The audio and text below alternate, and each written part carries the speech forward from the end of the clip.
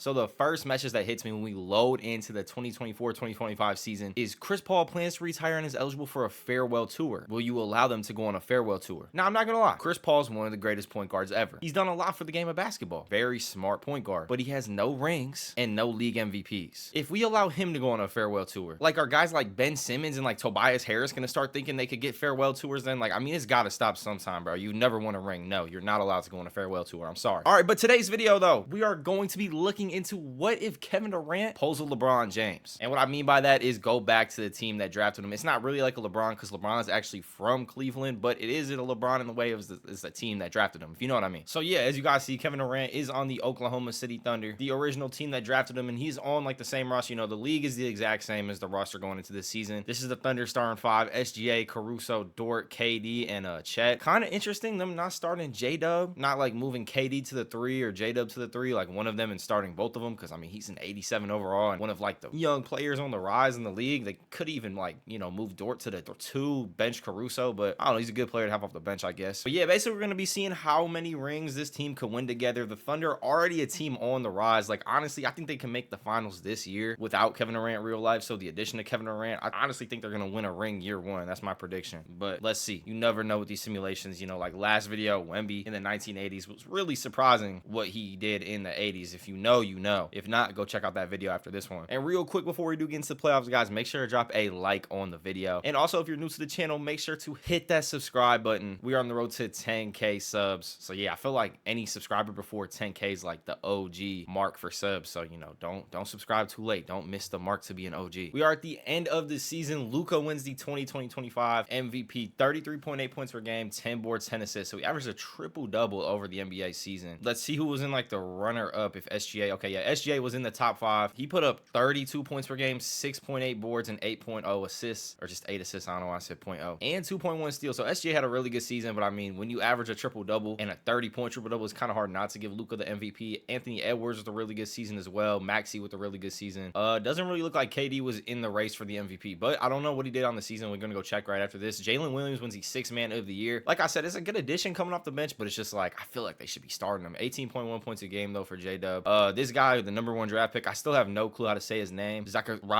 Risha. I don't know how to say his last name or first name, to be honest. I honestly did not know who this guy was before he got drafted. I was watching the NBA draft and they selected #1. I was like, who? I was like that one guy who like saw Porzingis get drafted for the New York Knicks back in like 2015 or whenever that was. No hate towards him, you know. Hopefully he has a good career and everything like that. But I did not even know that guy was in the draft class and he got drafted #1. Maybe I just have bad ball knowledge. I don't know. Victor Wembanyama though with the Kia Defensive Player of the Year. Amen Thompson, Kia Most Improved Player, and Wemby winning the Clutch Player of the Year as well. So Wemby having a really good second season in the NBA. Jason Kidd winning the Coach of the Year on the 60-22 Mavs. That is the record the Thunder had too, but it looks like they had the tiebreaker over the Thunder in the West, so they got the 1 seed. First team All-NBA is Luka, SGA, Jokic, Giannis, and Wemby. KD is not on the All-NBA second team. This is what the All-NBA second team is looking like. Let's see if KD made a third. He did not make an All-NBA third team. KD is getting a little old. He is pushing UNC status. I mean, he is like 36, but I mean, it's still Kevin Durant, you know, one of the greatest, if not the greatest scorer of all time. Another player on our team, Chet, was also able to make the All-NBA second defensive team with, what was that, 2 blocks a game? 2 blocks a game for Chet. And yeah, the Thunder got they got the 2 seed in the Western Conference. Let's go check what KD did this season. 23.7 points per game, 4.8 boards, 3 assists. So just a good scoring season from KD, doing what he needed to do for the team. And they're gonna have the winner of these play-in games. Let's see the East. Actually, I didn't even look who got the #1 seed. Okay, the Knicks got the #1 seed in the East. Pacers got the #2 seed. The Celtics and Bucks didn't even make the playoffs. They're both in the play-in. And the Sixers? The Sixers with the addition of Paul George didn't even make the playoffs. Well, they did against, I guess, is the 8th seed. So that's gonna be a tough 8th seed for New York, but we'll see what happens. KD and the Thunder got the Sacramento Kings in the first round. Definitely not an easy series at all with the pickup of DeMar DeRozan, but we should be cool. 3-0 and 4-0 for the Thunder. They get by them pretty easily. All right, Wemby has the 6th seed, trying to knock out Steph Curry and advance and win his first playoff series in San Antonio. And then New York, Philly still 2-2, so let's simulate that. 3-2, so the 8th seed could upset the 1 seed. A lot of games that have a lot of meaning right now around the league. I want to see if Wemby could knock out Steph Curry, though. Let's see if Wemby can get the job done on his home floor and knock out Steph and go play Kevin Durant and the Thunder in the second round. They do not. They're going to a Game 7 over there. So we got 2 Game 7s as Philly actually did knock out New York. Tyrese Maxey with a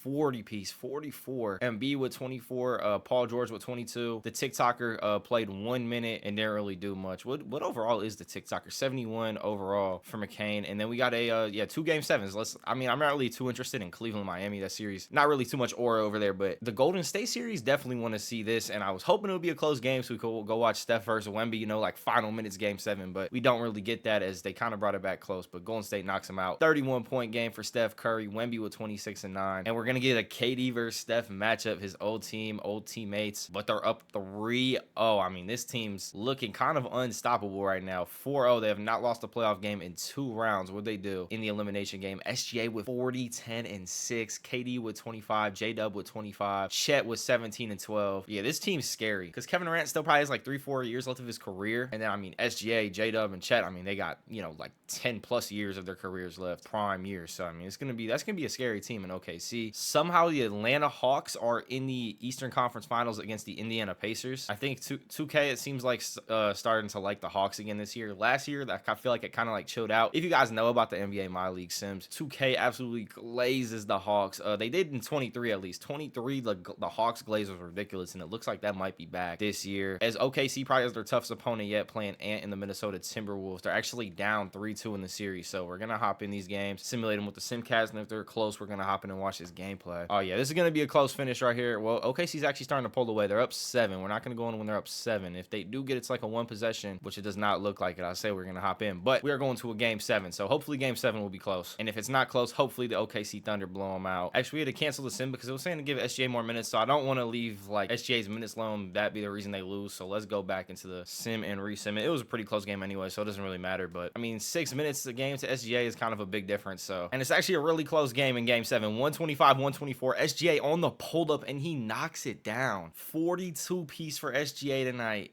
And that's a 3-point lead now for the Thunder. So Timberwolves got to score quick right here and make sure they have enough time to get a stop. Anthony Edwards pulling up for 3 though. They did not need a 3-pointer right there. Ant had a lane to the basket and did not take it. SGA with the ball though, getting guarded by Cat. He should be able to cook him. SGA puts it up, misses, gets his own board, misses again, and that just kept the Thunder or the Timberwolves in the game. I don't know how he just missed that tip, and that was like a wide open lay. All right, Timberwolves with the ball, 21 seconds left. Ant going to the basket, step back jumper, and he hits it on Caruso, but they do foul SGA, and let's be honest, SGA is not missing free throws. All right, 3-point game. Minnesota's got no timeouts left, so let's see if they go for the 3-pointer here. Anthony Edwards got by Caruso and dunks on him. He did not go for the 3-pointer. He went right to the basket. They keep foul. SGA is not going to miss a free throw. You guys might as well just shoot a 3-pointer if you're going to foul SGA. All right, he hit the first one, and he hits the second one. Mike Conley with the ball. 6 seconds left. They got to shoot 3. Jaden McDaniels hits it. What a shot. Jaden with the clutch. Still 4.1 seconds left though. So, all right, let's see who the ball's going to go to. Is it going to go to SGA or KD? KD's opening the corner. It goes to KD. KD puts up a 3 and he smokes it. We're going to overtime. I don't even think that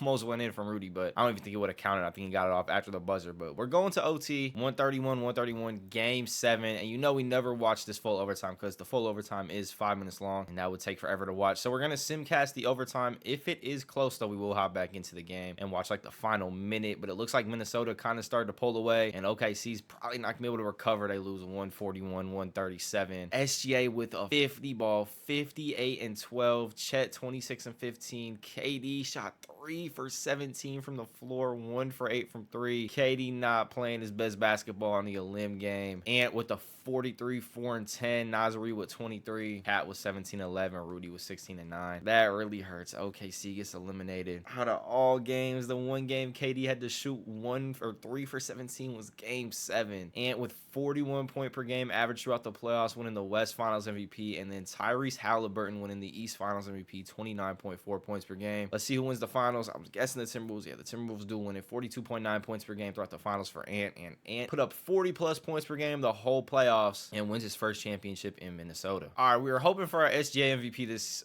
next season, but it does go to Luka again. Basically another 30-point triple-double. Tyrese and Anthony finishing in the top 3 again, and SGA finishing in the top 5. Good season from SGA, 31, 6, and 7. Basically 31, 7, and 8, but just not enough to win the MVP. Ace Bailey winning the Rookie of the Year. Amon Thompson, 6th Man of the Year. Wemby, DPOY. 2 years in a row now. Noah Clowney winning the Most Improved Player, and then Tyrese Halliburton winning the Clutch Player of the Year. The Mavs Coach of the Year year to Jason Kidd once again with the same exact record as last season at 60-22. But yeah, let's get to these playoffs because all NBA first teams and second teams are cool, but that's not going to win the Thunder a championship. They did get the 1 seed though in the Western Conference. They went 61-21, so 1 game better than the Mavericks. Team morale is up overall. Ecstatic is the best way to describe Shai's state right now. KD is overall joyous, which I'm pretty sure just means happy, and Chet's also joyous too, if you guys were wondering. And the Thunder got the Grizzlies in the first round, which is not going to be an easy matchup at all, playing Ja Morant. 2K underrated Ja Morant a lot this year, so he might not be as high as an overall as he should be. I feel like Ja Morant's,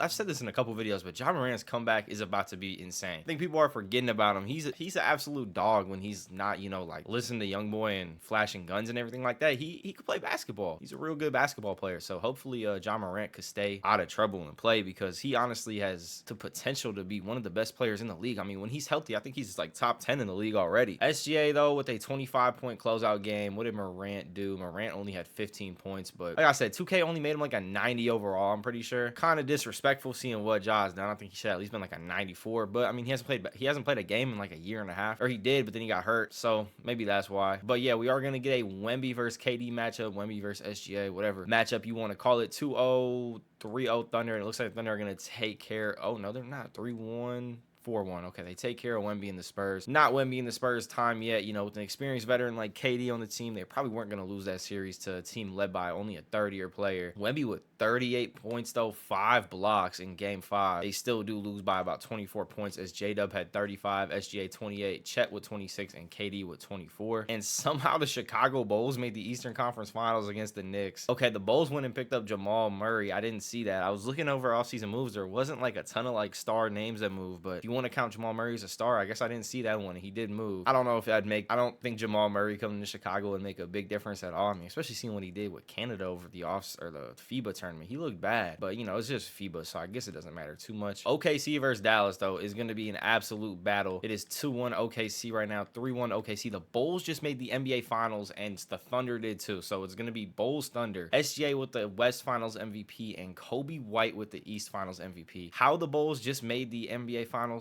I got no clue, but I got the Thunder in 4 games. Let's see if I'm right. 2-0, 3-0, 4-0. The Thunder do win the finals. So it took KD and the Thunder 2 years to win a championship together. 30 points per game for SGA, winning the finals MVP. And I'm pretty sure he had a really good closeout game though. So he had 38 and 10, so a double-double closeout for him. 24 and 7 for KD. And that's 1 ring for the Thunder. KD is pushing almost 40 years old though. He's 38, I think now, or he's going to be 38 going into this season. I'll see you guys in the next video. Make sure to hit that subscribe button. Also drop a like on the video. Hope you enjoy. See you next time.